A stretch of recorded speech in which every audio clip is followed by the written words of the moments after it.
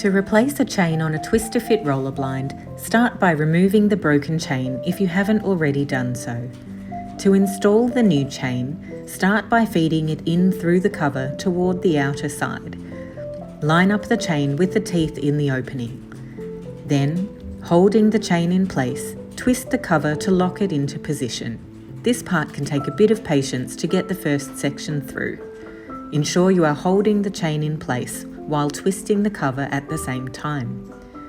Once that first section is locked in, simply rotate the cover, feeding the chain through as you go.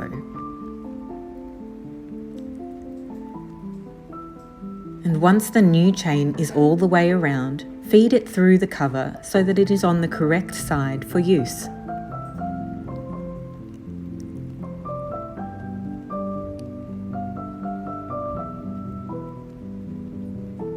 And once that is done, replace the mechanism back in the roller tube and your blind is ready to be installed.